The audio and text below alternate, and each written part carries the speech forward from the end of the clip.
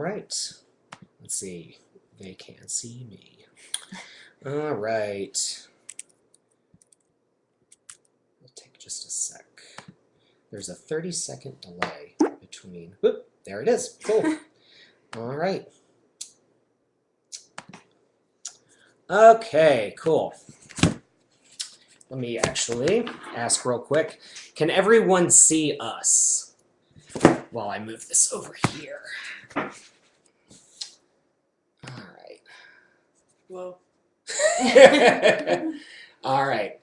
Aaron, I know you. You have to tell me if you can see us. You know the drill. I mean, I can see us. You have to tell me. There we go. See? It's blank, but I click it and asks mine. I don't know what you're talking about. See, yeah, I see you and hear you well. Just fine. Okay, thank you, Aaron. Appreciate it, buddy. And that's going to just be frozen right there, because that's just kind of fun. Okay. Why not? Okay.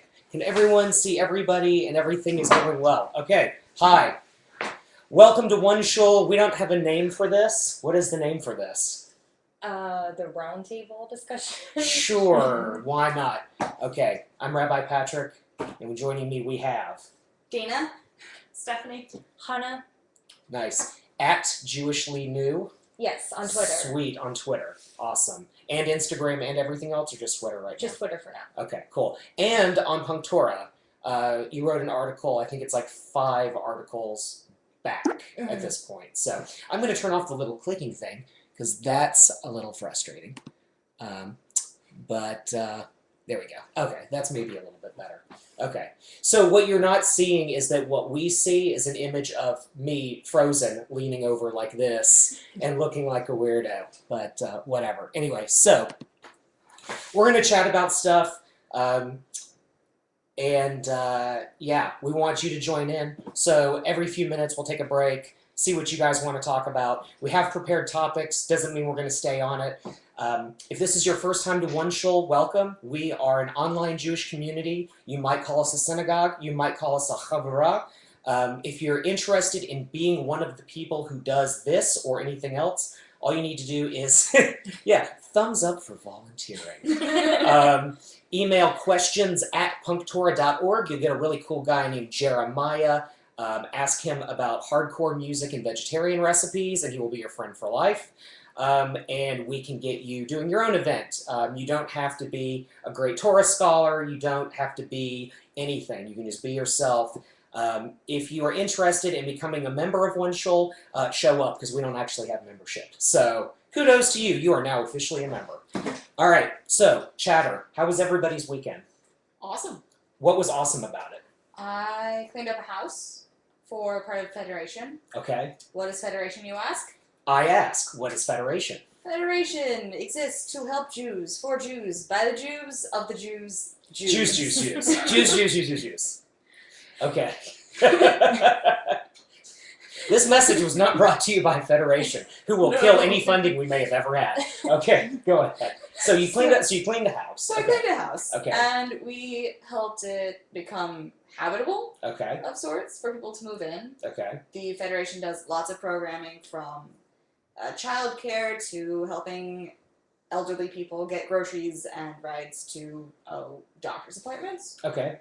So they do a span of everything. Okay, cool. And so they like to house people who need housing, and bought a house and had some people clean it up. So what did cleaning involve? I mean, are we talking like scrubbing the floor? Or are we talking like, well, Mary Maids, or what are we? There are stages of cleaning a previously abandoned home. So my stage, we cleaned out one of the fridges. Okay. That smelled kind of rancid. I have photos of the lady who actually cleaned the fridge in the fridge. Pretty cool. Okay. We did some mopping, some cleaning of windowsills, lots of dusting, pulling of weeds. Okay. There was no painting involved, no noxious fumes or anything. Mm-hmm. Then we went out for kosher ice cream.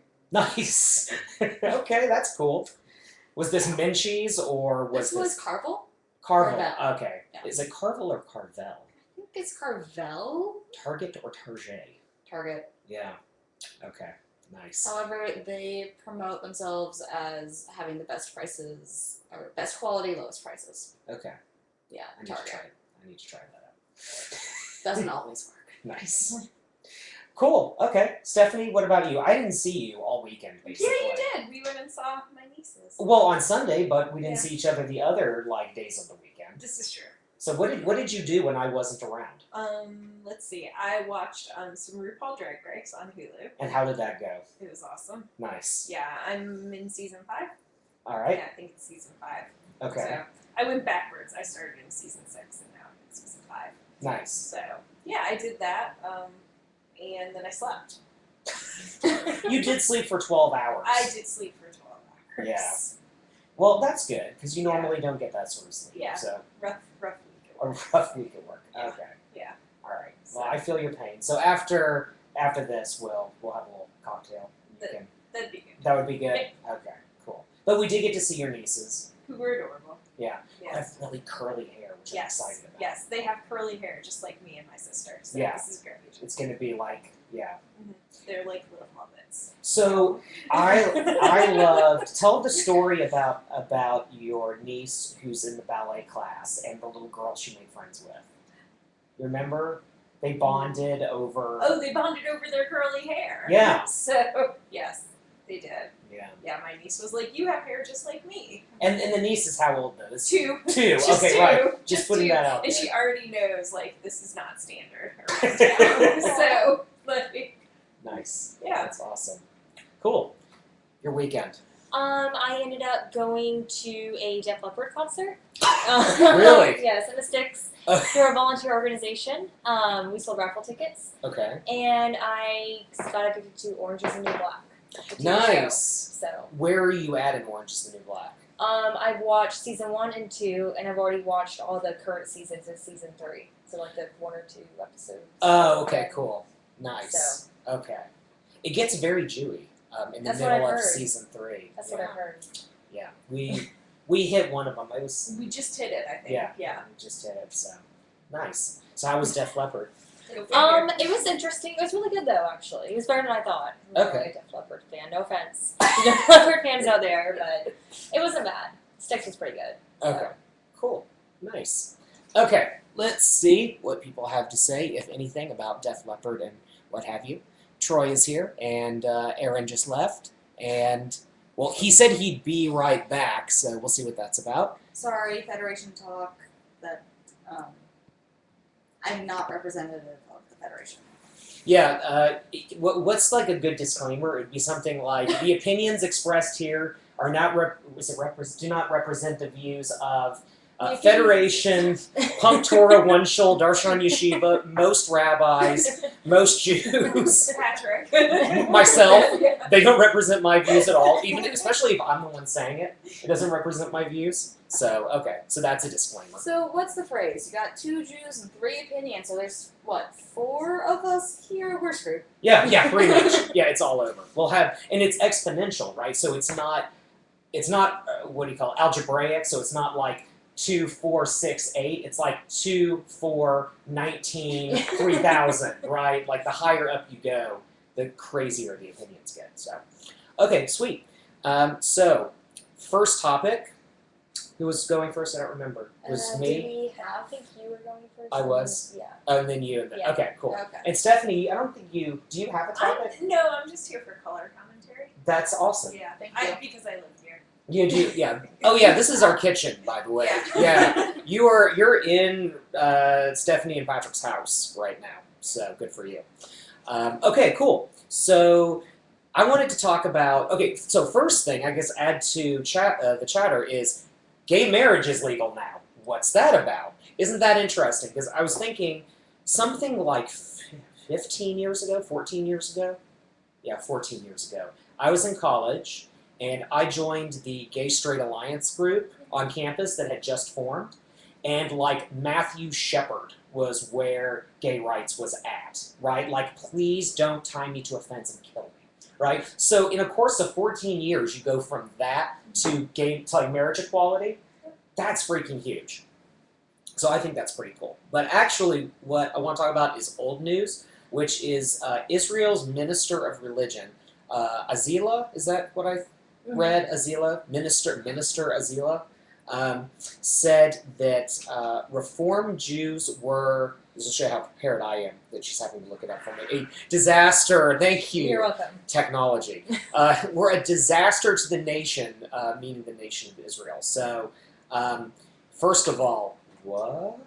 That seems like a pretty strong statement to make. Initial reactions?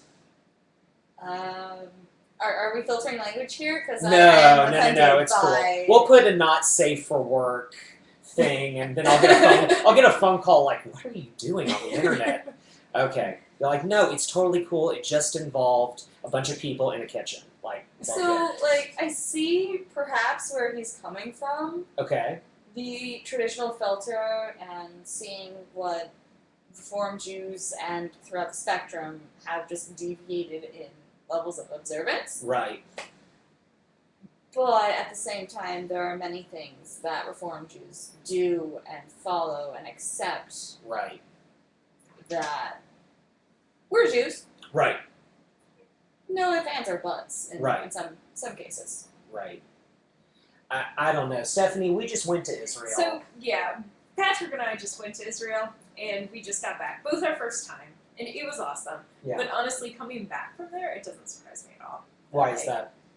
Because of, like, how sort of black and white things are there. Like, I felt like, as far as Judaism went, for the most part, and I'm sure this is not true across the board, so I'm going to make sweeping generalizations. Right. But it felt like it was very much you are Orthodox or you are secular.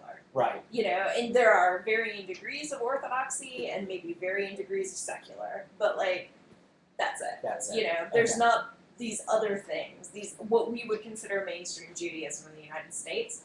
Just, I mean, they exist, but not as vibrantly as they exist in the United States. So, Okay. Interesting. I've actually heard that explained a little bit. Go for it. As Israeli Jews have a stronger connection to the land because they live there. It is not so much the actions that they do to show that they are Jewish. They're Israeli. Right. They live there. yeah. Right. It's taken care of. They eat kosher food because the kosher It's already food is there. it's already there. Right. They don't have to worry about showing their neighbors they don't eat pork because there's no pork to eat. Right.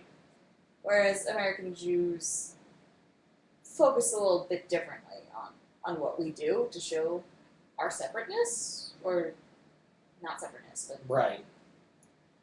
Well, so But I think the comment, like, I think, like, it has to do with the fact that mainstream American Judaism doesn't exist in the same way as in Israel as it does in the United States. okay. And so I think that as a result of it not being as vibrant and not having as many people, that's why they see things like Women of the Wall as dangerous. Right. You know, because in Israel, when you're Orthodox, you know, the way things are just fine. And if you're secular, you don't care. Right.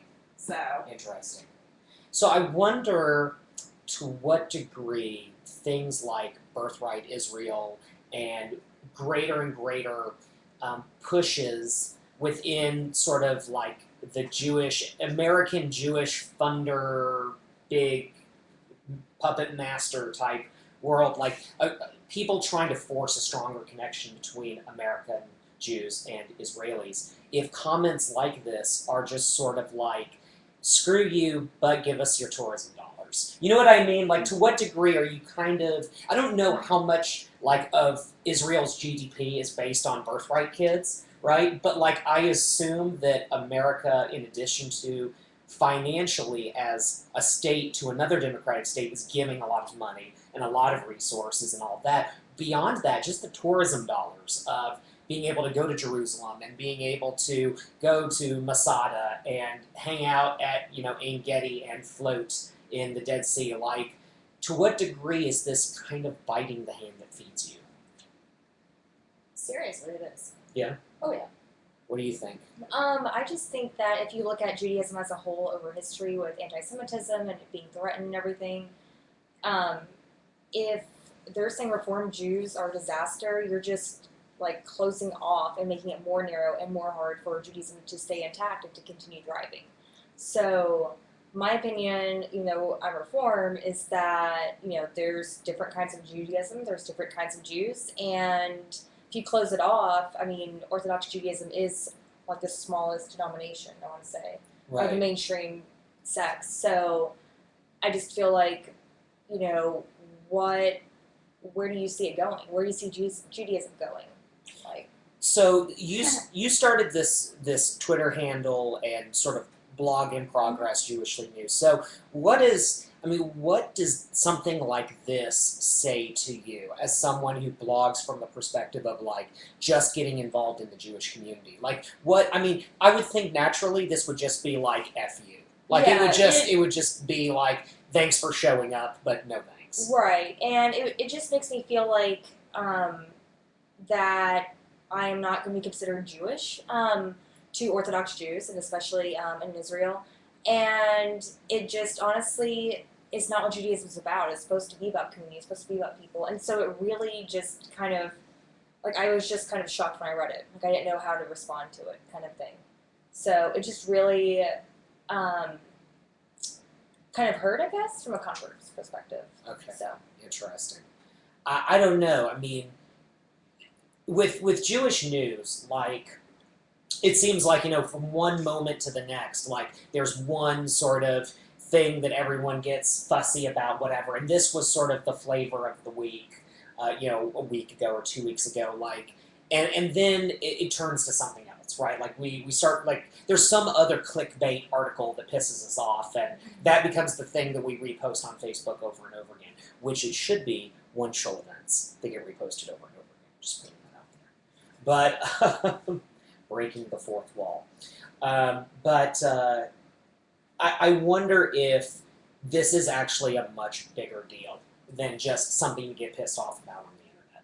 So I was raised Reform, and I've just been waiting for this shoe to fall my whole life. Really? Like, I've been feeling this, like, tension in, like, talking to people, talking to more, like, traditional or observant Jews, and explaining to my non-observant friends, I'm Jewish, but there's people who might not see me as Jewish. Right. Even though halachically I am. Right. And then to hear this, it's you're not Jewish, but you are? Right. How do you confirm or deny someone's identity like that? Right. Dear State of Israel. Oh my goodness. Let's see if we have any comments in here, or if it's even working. Let's see. So Helena is here. Welcome, Helena, and welcome Troy. And Aaron is somewhere. We don't know where he is exactly. Someone said it's a miracle. I guess it's a miracle that they were able to log in to OneShul. So sorry. Okay. So Aaron says, I care about Israel, but this sort of response to the non-Orthodox is a disaster in my mind. So Nice word choice. Yeah. Very, not PC. What's the, polite? Maybe. Not as frustrated, I guess. But it's a little mild. Mild. There we go. That's the word. That's the word I'm looking for. So I don't know if anything happened after this article came out. Like, did this guy get a slap on the wrist? Yeah, I can't remember what happened, but something did. Like, he got some type of slap on the wrist, or sort of retracted, or clarified, or something along those lines. He was like, when I said disaster, I meant, what do you do with that? How do you back out of the word disaster? I was misquoted. What I said was, they're a disaster to showing up to Orthodox synagogues. Yes. Right? Like, it's just some, like, how do you... don't know how to deal with the pizza. Right. It's got... I don't know. But you know what really frustrated me is that when we were in Israel, we saw some friends of ours there, which was really cool. I've never traveled with friends other than being in a rock band, which is not travel with friends. That's a whole other thing. It's like being That's another podcast. Yeah, that's a whole other podcast. Being in a band is like being married and being in business at the same time, but there isn't the commitment of marriage and there isn't the money of being in business. That's kind of what like being in a band is.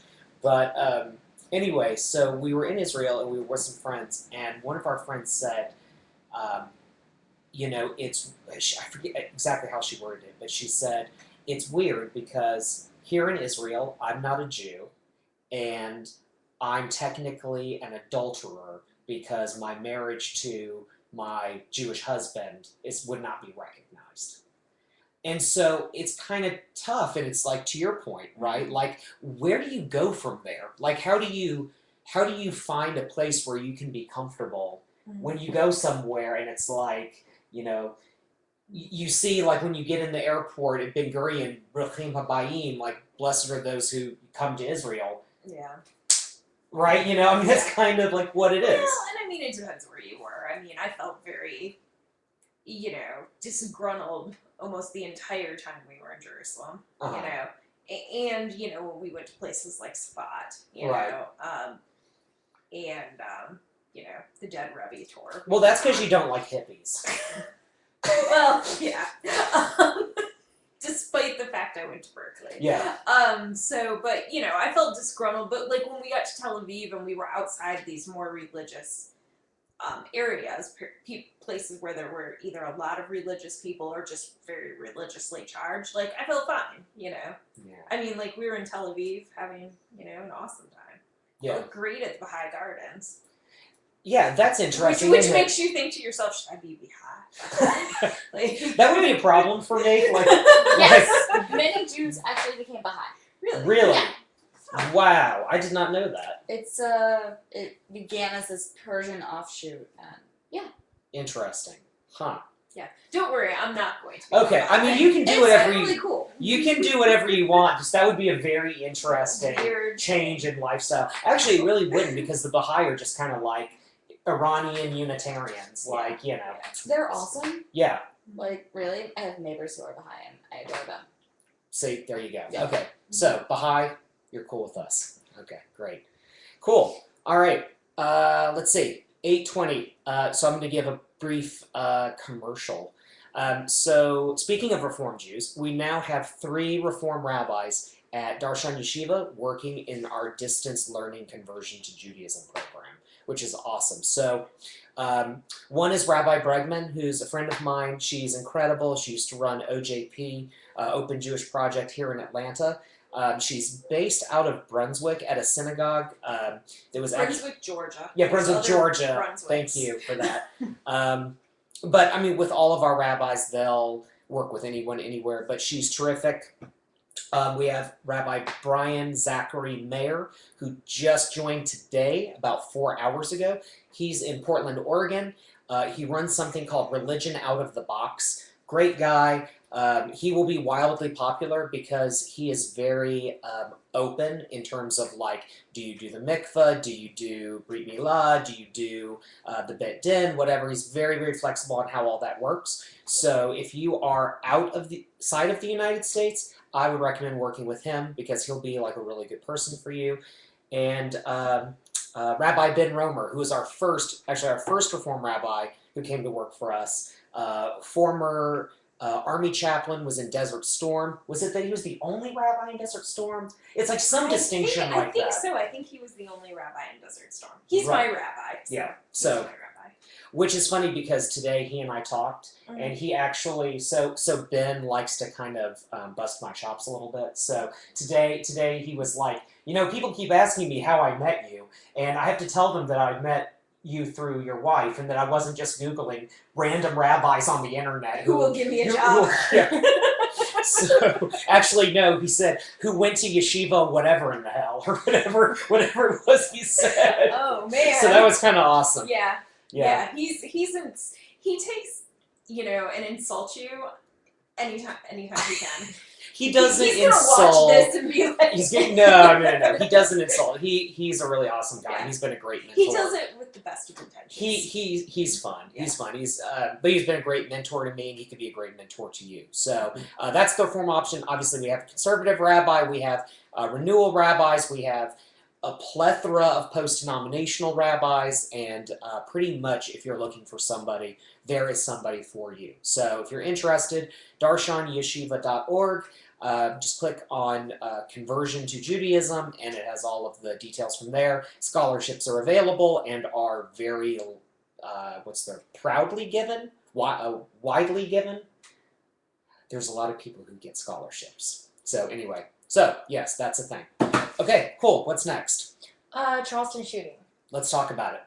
I don't know if any of y'all are aware what happened, if you're in remote areas. Basically, 2 weeks ago, roughly.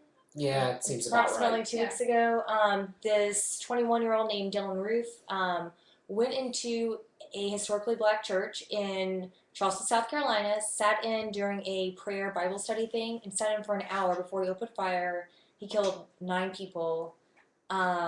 And there is this manifesto he wrote that is online that is awful to read. I don't actually recommend going to the website because there's just disturbing pictures. Have you looked at it? Mm-hmm. Ooh, wow. Okay.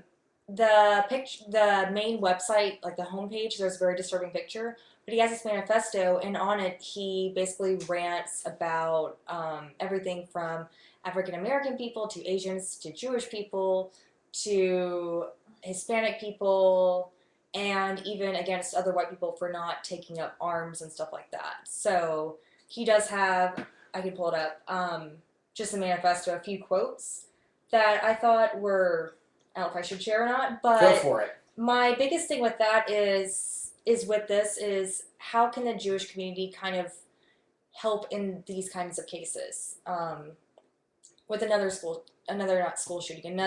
shooting. So, okay. One of the things he says is, how about we protect the white race and stop fighting for the Jews?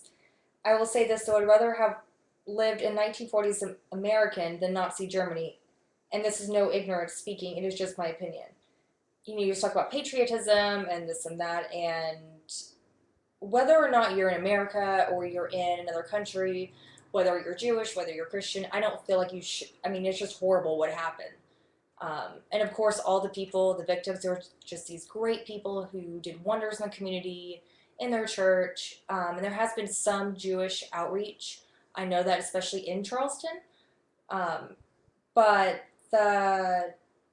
he has one section in there in his manifesto that I'll just read. Unlike many white nationalists, I am of the opinion that the majority of American and European Jews are white. In my opinion, that's a good thing, gee. Good for us. In my opinion, the issues with Jews is not their blood, but their identity. I think that if we could somehow destroy the Jewish identity, then we wouldn't cause much of a problem. The problem is that Jews look white, and in many cases are white, yet they see themselves as minorities. Just like some people, that's a dirty word. Yeah. Most Jews are always thinking about the fact that they are Jewish. The other issue is that they network. If we could somehow turn every Jew blue for 24 hours, I think that there would be a mass awakening because people would be able to plainly see what is going on. I do not pretend to understand why Jews do what they do. They are an enigma. Well, I think most Jews often ask the question of what are we doing? We're an enigma, so wow. And the only other thing that he said about Judaism and Jewish people, when he was ranting about black people, he says the other reasons that Jewish agitation of the black race, discussing basically racial awareness and his sick, twisted mind. So, which he got that the whole, Jews are going to agitate black people from Charles Manson. That was his thing of Helter Skelter, that the Jews were going to use black people to incite the racial war. So, yeah. I don't know. Where do you go from here, right? Let's see if there's any comments. Well, not back from where you came. Right. It's true. Aaron says, yay, I'm white now. That's great. Nice. Okay. So Jews weren't always, European Jews have not always been considered white. In fact, Irish people were not always considered white. So, where do you find that line? That's actually, which band? There's actually a band that it's Jewish guys and they actually have a song called Don't Call Me White. And I can't remember, it's not MXPX, who is it? Shoot. I'll remember, some band from 90s pop punk era, but whatever. So yeah, the idea of I'm not white, I'm Jewish is an interesting, I've heard a few people make that comment, which does nothing to support or, whatever this twisted psycho's opinion of Jewish people, but This guy's a crazy person. I hear that he was basically like, in terms of racist crazies, he was basically a hipster because like he had patches for like really obscure. Oh, the Rhodesian, yeah. Is that what that is? Okay. He supported the apartheid in like South Africa and everything else, and they found pictures, I think, through his website, and he has Confederate flags everywhere, and says he's completely for racial segregation. And apparently he actually was going to target the College of Charleston, but he chose the church instead for some reason.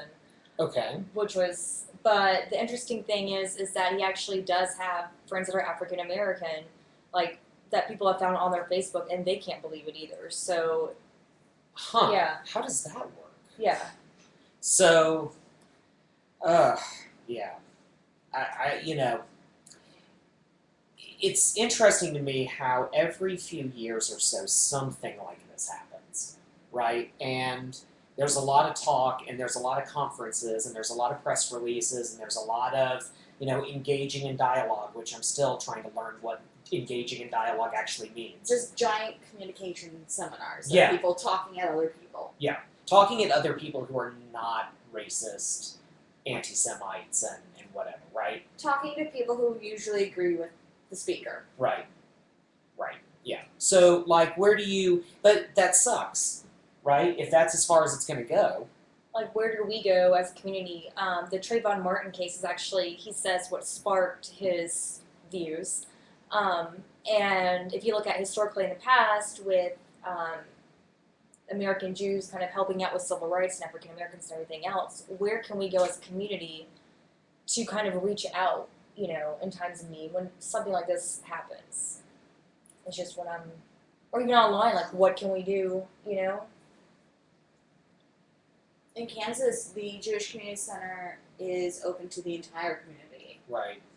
Like, there is no, if you're Reform, you can't go. If Right. you're Whatever. Methodist, you can't. Right. It's just open to the public, and that's how the shooting happened 2 years ago. Really? Yeah, because everyone goes there. Right. Oh, that's right, because didn't the guy, he actually never shot a Jewish person, he, like, killed a bunch of Methodists or something like that? Yeah. Call out to Overland Park people. I love you guys. I grew up like 5 minutes from that location, Right. so Right. yeah. Yikes. I don't know. So here's a question. Does there need to be a if you're going to do a Jewish response to this, what would it even be, right? Mm-hmm. Like, what could you say that's unique? Like, what from history or from American Jewish values could you even put into this? Or is it just kind of a, wow, this really sucks, and we're with you, Well, at this point, Jewish values have permeated a lot of Western culture, so it makes the struggle to find a unique response Right. that much more difficult. Sure. The Judeo-Christian aspects of don't kill people or don't steal things have permeated pretty well Yeah, that's about right. in most cases. So finding a uniquely Jewish response to how to help a community after Charleston or after school shooting is that much more challenging. Right. So how do we do this? Well, and to what degree will people use this as a soapbox for something else, right? Like, so this is something that kind of frustrated me was when the movie Selma came out. Someone, and I forget who it was, wrote an article, I think it was an article, where they were really upset that there was a lack of Jewish presence in the movie Selma.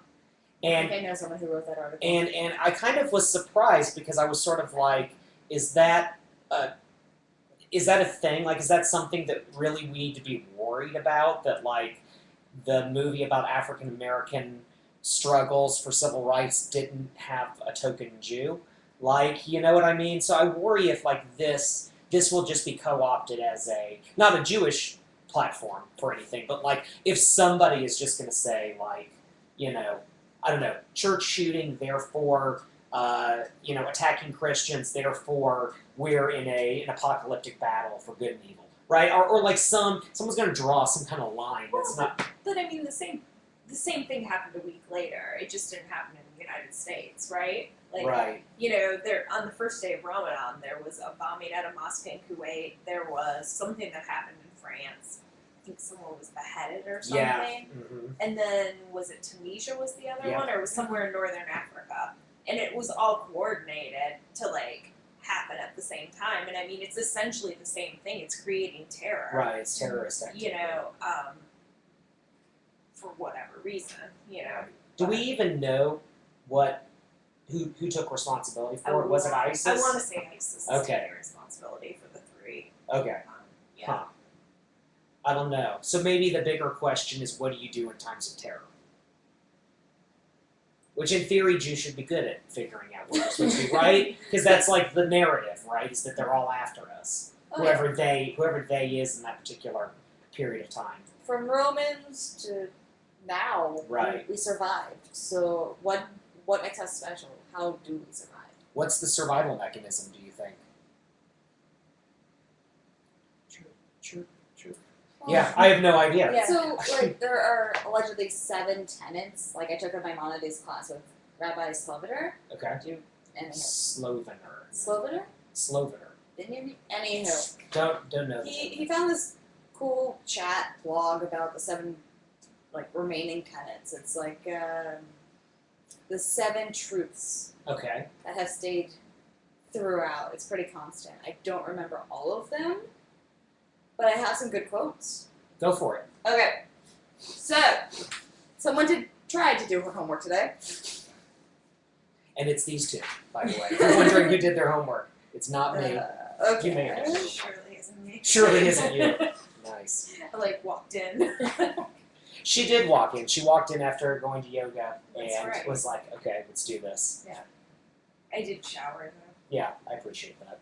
Okay, what you got? Alright, so I got a Mark Twain quote, which I liked, and it came from the topic of the 7 permeated truths. Okay. It may or may not, mention 2 of them. Okay. Sorry, y'all. If the statistics are right, the Jews can constitute but 1% of the human race. It suggests that we are just a puff of stardust lost in the blaze of the Milky Way. Paraphrasing, the Egyptian, the Babylonian, the Persian rose, filled the planet with song, sound, splendor. They then faded into dream stuff and passed away. The Greek, the Roman followed, made great noise, and they're gone. Other people have sprung up, held their torch high to time, but it burned out. They sit in twilight now, or have held their torch high for a time, and have vanished. The Jew saw them all, beat them all, and is now as he always was, exhibiting no decadence, no infirmities of age, no weakening of his parts, no slowing of his energies, no dulling of his alert and aggressive mind. All things are immortal, but the Jew. All other forces pass, but he remains. What is the secret to our immortality? Sorry, I love Mark Twain. I knew about the first part of that quote, but I didn't know the second part. And it is a good question, right? Like, how, so there's a belief among Bible scholars that, the book of Noah, the story of Noah, is actually a Babylonian story, right? So we don't read the Epic of Shuruppak or Gilgamesh from a religious perspective. I don't know if anyone does, maybe some people do. But the Noah story is, even if you don't believe in religion, period, Noah's Ark and the little baby animals and, whatever the deal is. So that's a pretty interesting thing, right? Like that after thousands and thousands and thousands of years, a book about, a boat and a bunch of animals and some people, that version of the deluge story exists, and people read it, and some people think that that's how all the animals came to be, and then other people read it in crazy Kabbalistic, kind of ways, so... Yeah, they believe it's true. And yeah, but I think that that's interesting, and that's a very Jewish thing, like this sort of survival thing. So, what do we do with that? Is that something that we can impart in some way that can be helpful to people in times of terror? Be strong, and we will be strengthened. I don't know. Nice! Hazak, hazak, benith chazek. I actually said that at a wedding once. Really? Yeah, I wrote that into the wedding ceremony. Actually, the last wedding I did. Anyway. Okay, yeah, so be strong. Let's see if anyone in the chat room has any amazing, enlightening things to add. Someone's really upset that Stephanie doesn't like hippies. I love hippies. I went to Berkeley. Okay. Yeah, she did go to Berkeley. And actually, she wears a lot of really flowy skirts, which throw people off sometimes. Okay, someone had a question about the conversion program a little while back. So, yeah, Rabbi Brian was ordained Reform. So for the sake of his smicha, like, that's how we organize rabbis, is based on their smicha. So, you know, you can sort of take it from there. He's a complicated man. Okay. Aaron says, I care about all Jews as family. This is like having family that ignores that you exist. Okay, so that's in reference to Israel. Let's see. Hipster racists. Yes, I hear he was a hipster racist. Like, not a hipster, but Right. like, of racism, he was like the niche. Like, he's that guy in the record store who only listens to certain certain stuff, German prog rock that was written between 1970 and 1973, and only if it's on vinyl. Like, he is that of racism. Like, he said that he considers himself different from other white nationalists because of how he views Jews, basically. Really? Yes. I didn't know that, like, his view of Jews was what sort of set him apart. That's And one of the things that sets him apart. is there anything else that sets him apart? I think his just focus on, like, the apartheid and everything else, as opposed to just looking at, like, a neo-Nazi party and neo-Nazi ideas and everything. Okay. So he basically did say in his manifesto that the KKK isn't stepping up and other white supremacists, so he has to be one to step up. So he has his own little, I guess, viewpoint that other... Didn't he say that he really likes East Asians? He likes East Asians because he said that they are racist, actually. Yeah. So he likes other racists. Yes, and he likes Hispanics because they value white culture and just whiteness. Like, That's features. weird. Yeah, it's that's really weird. Very It confusing. is really weird. Yeah, I don't know. I don't know what the takeaway from the shooting is. Do we have a final takeaway? Shooting's bad. Don't kill people. Don't take their Don't kill stuff. people. Don't be a weird racist lunatic. If you have a beef against someone, talk about it first. Use your words. Anything else from his manifesto that you think is worth saying? Well, I know he was a hipster in that we have no skinheads, no real KKK, no one doing anything but talking on the internet is what he said in his manifesto. Those people who Yes. only talk on the Yes. internet, losers. Wow. Okay. I just thought it was kind of weird that he wanted to turn people blue, like Jews blue. So Everyone could see, I guess. this is like what's her name from Charlie and the Chocolate Factory. Violet? Violet, Yeah. it's the bubble gum. Yeah. Yeah, right. Yeah. Okay, cool. Well, all right. But she lives. She does live. She just doesn't get. She doesn't get the chocolate factory.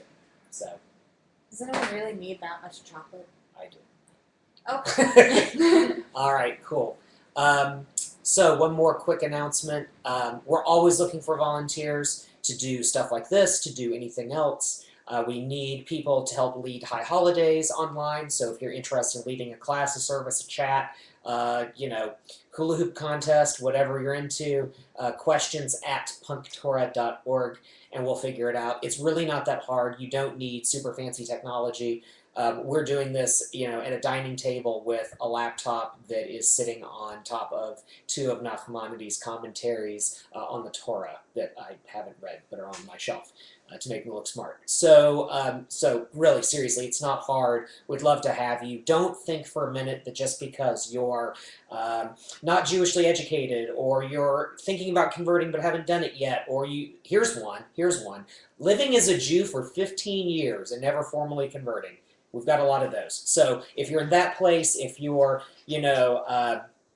trying to get back into Judaism, if you're with a non-Jewish partner, if you're whatever your particular reason that you have decided you don't count or that you don't get to be included, those are all nonsense. They're absolute nonsense excuses. So please get involved. Like I said, you're a member just for showing up. So you can also be a leader just by showing up. So thank you for that. Okay, last topic of discussion. Boom. Okay, Jews and non-Jews and people of the world. Where do we see the Jewish people in the next 100 years? We've seen a 100 years in the past of survival, of horrible, horrible things. Then we saw horrible, horrible things happen to non-Jews across the world. We got a little pissed off. We created the State of Israel. Well, Churchill, a lot of people helped. Thank you, Britain. A lot of people didn't help as much. And here we are today. So, in 100 years, do you think we'll keep kosher? Or everyone will keep as kosher? Okay. I did a poll of some Jewish educators, some old camp friends, and an ex-boyfriend or two.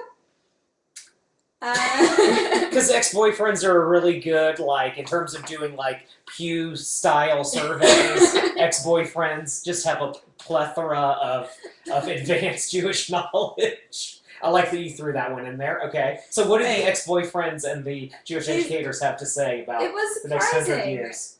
Like, most of the people I surveyed said that community as a Jewish focus will rise in prominence and attendance in, say, services will decline. Okay. So the traditional observance will not be so strong, so prominent. Right. We'll see organizations like ORT and ARZA and Women at the Wall becoming more prominent, Okay. and not so much the kosher keeping. So when you say traditional, do you mean religiously traditional, or do you mean traditional in the sense of viewing Jewish life as go to synagogue, get the bar mitzvah, that, you know what I mean? Like, what kind of traditional, or is it both? A mix of both. Okay. They didn't see the synagogue being as important Mm-hmm. to people's lives. They thought that doing good deeds, cleaning up parks and highways would be a higher focus. Okay. Helping people in need, creating focus groups, and talking about things, the intellectual aspect would definitely remain. Okay. But as a recent Pew Studies shows, many millennial Jews are not returning to synagogues. Okay. So ultimately, it seems like the big concern that people have had since the Pew survey came out, what are we looking at, 2 years now? Yeah. Less than that, I don't know, something like that, is the sky is falling for synagogues. And I sort of wonder if that's like, throwing a Molotov cocktail and then running away. You know what I mean? If it's just kind of an extreme sort of, even if the statistics are right, it's sort of a very extreme thing that people feel that way. That, these religious institutions are going to go away at some point, and that we will sort of reconstruct, a new kind of Judaism. Or is it just obvious? Like, am I just totally missing the narrative? Well, as a rabbi, do you have people asking you what synagogue you work with as a general, That's a leading question, because we were talking about that before. Very good. Yeah, so if I go to like a party or something, or Stephanie, you get this all the time when people At work, like people outside of the Jewish world, like, what does your husband do, or Patrick, what do you do? And I mean, I think the thing that throws them off too is Rabbi Patrick. Like, let's be honest, like that those two words right there don't necessarily go together usually. So, they'll ask, like, what synagogue do you work at? And I'll tell them I don't, and it's almost kind of like, what's the matter with you? Like, and I don't think it's that they mean to say I guess what I'm saying is they have a preconception that all rabbis work in synagogues. So if you don't, there must be something really eccentric about you, or something like that, which there is, but it's not for that reason, right? No, I think people have this preconceived idea that a rabbi is an old man who wears peyot Right. and wears talit and walks around wearing all black all Right. day. Right, And doesn't even like to shake women's hands sometimes. right. So modern society has moved away from that. You're a living example of this. For better or for worse, yeah. The role of the rabbi has shifted Right. in many Right. drastic ways. Some not. And I think the general consensus of my small poll was Of ex-boyfriends and Jewish educators. Jewish educators and friends and such Uh-huh. that trend will continue. Okay. The role of the rabbi will become more of an educator and a guide, Okay. more than a pulpit rabbi traditional sense. Less than a master of ceremonies. I mean, we'll still need the master of ceremonies, but not everyone knows what a ketubah is. Right, right. Okay. So, the future of Judaism in 100 years. What do you think? I think that as like certain things, I do agree will actually like community service and involvement, everything. I think that definitely will go up. I think that as people become more, I guess you could say, liberal with, everything, that how rabbis, approach their community will change or should change. Synagogues may need to redefine how they're outreaching or membership, or how they basically keep people engaged and keep people coming back, kind of thing. So Rebbitzin, what you think? What'll change? What's the future of Judaism for 100 years? I think we're probably moving in the direction of the dynamic in Israel, where people are becoming either more secular or more religious. That there's going to be more and more divide. So the moderate middle is going to be gone. Yeah, Okay. I think so. All right. Why is that? I don't know. You just got that sense. Yeah. Okay.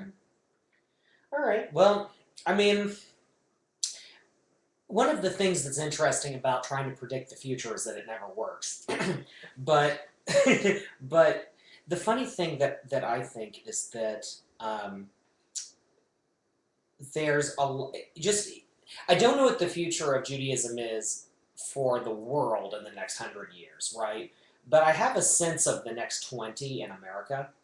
I think that there's not going to be, and people have predicted this, there's not going to be a second generation beyond the one we're at now that is going to give very, very, very large amounts of money to Jewish causes, other than Israel.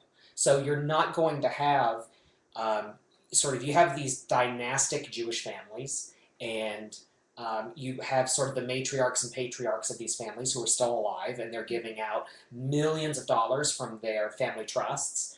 I am not so certain that their children and grandchildren, who maybe are leading these organizations now or are next in line to do it, will prioritize Jewish life as being something they're going to fund. I think they're going to focus more on whatever the other thing was. So if like one family fund is, Israel and, children's issues, women's issues, the environment, whatever, they're going to pick the things that are not Jewish. And that funding Jewish life that is not Orthodox, or that is not, frankly, goal-based in the sense of, like, make Jewish babies, that kind of Jewish funding, which is, like, I could talk for 6 hours about that because it drives me crazy. That'll go away, so you're going to have less and less big funder, big program. I mean, look at Birthright Israel Next. I remember when that was the huge thing, and that was just going to make the world of Jewish life so much better. And then it's gone, just like in 5 years, I think, something like that, maybe more. Like, it's just gone. Stuff like that is just not, it's not going to work. So I think Judaism will actually devolve back to what it used to be, which is people around a table. that's my optimism, is that the people who care will sort of step away from organizations and will just kind of do stuff at home with their friends. Things Like like watch that. OneShul. Like watch OneShul. Or like, do we really, does it take millions of dollars to convince, I guess this goes back to Birthright Next, I don't know what my beef is all of a sudden, but, does it take millions... Tourism. Your beef is tourism. My beef... You're not Jewish, but come here. Right. Pay us. Well, specifically with Next, and you can kick a dead horse, it's fine, because it's not alive anymore, but, that was a horrible metaphor. I feel really bad for saying that. Does it take millions of dollars to convince young Jews to have potluck dinners, right? Like, do you need to subsidize the potluck dinner of 10 or 15 Jewish 20-somethings getting together in a house? Like, is that really where we're at? Like, and I just kind of feel like those types of things, while very earnest, will just kind of go away, but the people who care will keep doing it on their own. And that the synagogues are not going to have to contend so much with, secular people who don't want anything to do with anything, but they're actually going to have to contend with people who say, well, I can do all that at home because I went online and I learned how to read Torah, and I bought one on eBay, which you can do, which is really cool, and I want to do that. I want to do that. Buy a Torah on eBay. Just putting that out there. If we can line item that in the family budget. In requisition, a closet to be an art. Yeah, absolutely. I'm thinking maybe that one right there, because everyone likes to hang out here, so I don't know if that's east or not, but that would be neat if it was. So like if you can do... Do you have a compass? Yeah, do you have a compass app? It's not. East is that way? Okay, well we can remodel, whatever, it's cool. But I mean, I feel like if you can go online and learn how to chant Torah, if you can buy a Torah scroll on eBay, not saying that people will do that, but like you could, so if you can do it all yourself, then what's the point other than bar and bat mitzvah, right? But then that's tutoring, so if you can do that online, you were talking earlier about going to Israel. Oh, yeah. Yeah, for a bar bat mitzvah. So if you can turn it into destination? Destination bar bat mitzvah. Right. Then what do you Which take? already exists. Yeah, which already exists. Yeah. Yeah. Then what, I don't know. What are the synagogues going to do when the competition is actually educated Jews? Right? Like, that's a scary thing, right? Like, secular is not a problem, because secular is, well, you're dumb and eventually we'll get you, right? Like, that's the mentality. But, not really. People don't feel that way. But with educated Jews who can do things at home and aren't taking on leadership positions and aren't joining boards and aren't donating and whatever, like, that's, I think, scarier to people. Because that's a bit more challenging, right? Like, if you can do it all yourself. Well, then wouldn't you have a regrowth of the Havara? That's what I'm hoping for. And I did an informal poll, but not of ex-boyfriends. But no, actually, this was a year ago, actually, now that I think about it. I asked some rabbis that I know, and I asked, like, some sort of middle-aged Jews, and I said, okay, what happened to your, like, great Havara movement that I've heard so much about? Like, what happened in the 1960s? And one of them actually, he said, we had kids. We had kids, and they needed a Hebrew school. And there you go. So we joined our local temple. But if that's not a priority to you anymore, then what? I'm the product of a Havara that had kids. Really? Yeah. Okay, so how did that work out? I was the built-in babysitter. That's exactly how that worked out. No, the kids are grown up. The youngest just had his bar mitzvah. Uh-huh. And it was fantastic, but once people start growing up and phasing out, if you move away or Right. something happens, sure, it's great to have an extended Jewish family, Right. but it easily can dissolve. Is the Havara still around? In a form, yes. Okay. Well, so that's good. In a good form, yeah. Okay. So how about this as our closing? Let's see if there's any new messages. Perhaps our, let's see, people here have something. They're talking about what the password is to OneShul. Okay, nice. I will help you with that, I promise. So, Torah, priceless. So, Aaron says, I think the future is independent communities like this one, really. And then Troy says, I think it will be more and more converts, which I think is true. In my case, it is. Aaron says, you are not boring, Aaron. You're terrific. Aaron, by the way, is great because he does the meditation classes at OneShul. So, Aaron, we want more meditation classes. I know you sent me an email too, and I apologize. I will reply to your email. So, how about this as our last question? So, what do you want Judaism to look like in 100 years? Oh gosh, if we Rapid were fire. Rapid fire. Whoever wants to go first. Judaism in 100 years? Yeah, go. Educated Jews who want to learn more. Okay, boom. More open to helping converts and potential converts. Nice. Boom. Caring communities. Caring communities. Okay. And I guess for me, it's a pluralistic rabbinate. I want not just pluralistic in the sense of lots of denominations, but lots of different kinds of rabbis. Part-time rabbis, community rabbis who do it as volunteer work. I think that there should be different types of smicha. Like, it shouldn't be one size fits all. There should be, like, the associate's degree of smicha or the bachelor's degree of smicha. So I'd like to see a more diverse approach to the rabbinate. But that's just me. So, cool. Great. This was wonderful. I had a really good time. We're going to eat pasta and Greek salad, and I'm looking forward to that. And I won't drink the 3 Red Bulls that are in the fridge. So Slam them rapidly. slam them rapidly. Start writing about the future of Judaism. Been known to do that. So thank you, everyone, for coming. Thank you, all of you wonderful people who decided to join the round table, or whatever we're going to call this. So we'll probably do something next week, same time, same place, looking to see who the next cohort of people is going to be and what we're going to talk about. Again, you can be the one who broadcasts this. You can do it from your own phone. Questions at punktorah.org. And if you have any other sort of Jewish questions or you have ideas for themes for these kinds of chats, please, questions at punktorah.org, and follow at JewishlyNew. Yes. Yes. On Twitter. On Twitter. So, Yivrecha Adonai v'yismerecha, Ye'er Adonai panav alecha v'hunacha, Yisa Adonai panav alecha v'yasim lecha shalom. May God bless you and keep you. May God radiate upon you and elevate you. And may God bring you peace. So, thank you very much for coming. Peace. Bye.